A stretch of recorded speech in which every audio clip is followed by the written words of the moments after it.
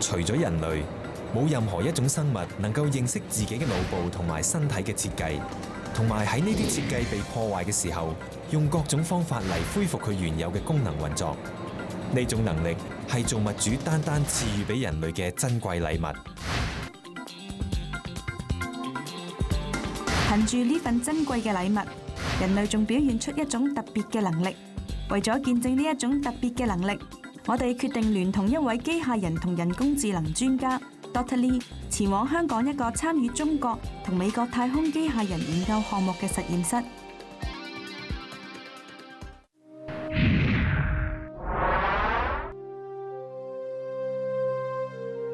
自從誕生喺呢個世界上，人類就不停探索身邊嘅世界。呢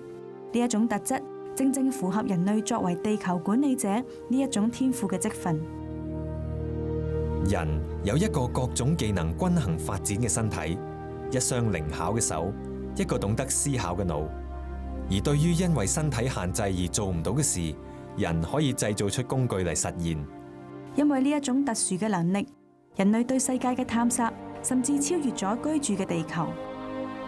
Dr. Lee 話俾我哋知，喺我哋眼前嘅呢一個係香港月球探索機械人設計嘅其中一個代表。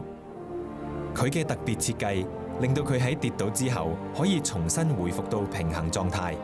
因此能夠喺冇人協助之下克服月球表面嘅凹凸不平。而佢最大嘅本事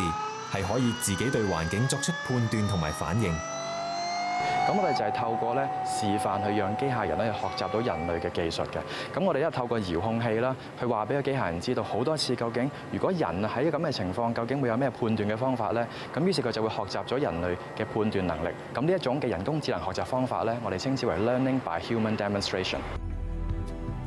喺唔同環境之下作出唔同反應，呢種判斷能力，人嘅腦每日都喺度進行，只係我哋已經習慣咗，唔覺得特別。人工智能嘅發展趨勢係希望機械人可以擁有呢種判斷能力。不過，機械人能夠作出判斷嘅基礎，都係根據人類設計嘅程式，利用科學運算嚟分析，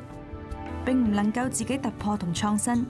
所以，機械人冇辦法成為一個好似創世記所描述嘅人，就係有靈嘅活人。喺研究機械人同埋人工智能嘅過程入邊咧，我都會問到一個問題，就係究竟乜嘢為之真正嘅人呢？當我哋發覺咧，人越嚟越多嘅工作都能夠被機械人去取代，甚至機械人比人做得更加好嘅時候，我哋發覺咧，人真係唔能夠單單從佢所做嘅嘢咧去決定咩為之人。第二就係好多人咧開始喺身上邊咧已經被機械取代咗好多嘅器官啊，包括好多嘅假手、機械手、機械腳啦，甚至好多嘅內臟嘅時候，我哋都唔能夠咧單單從人嘅身體，甚至係你所擁有嘅嘢咧，去決定究竟咩為之人。咁當我哋睇翻創世記入邊咧，講到唯有人咧係按照上帝嘅形象去做嘅，唯有咧人可以同上帝溝通嘅時候，我相信呢一點咧，就正正將人同所有嘅生物同埋機械人咧分別出嚟嘅其中一個好重要嘅一個嘅元素咯。構造精密嘅人體，每一分每一寸都保留住造物主親手所做嘅印記，更加流露住造物主嘅美好心意。我哋有眼睛可以望見藍天白雲，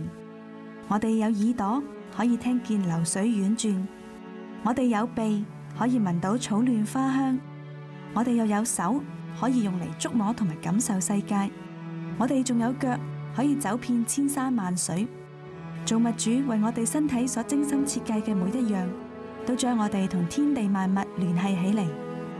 今日我哋生活嘅環境有太多喧嘩同埋忙碌，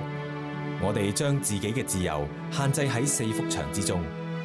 但係呢啲都阻隔唔到造物主對我哋嘅美好心意。因為認識造物主、聯繫造物主嘅能力，早已經埋藏喺我哋每一個人嘅心裏面，等待我哋去發現。或者呢一刻，你就願意學習歷史上一位君王，從心底裏向造物主發出一句讚嘆：我要多謝你，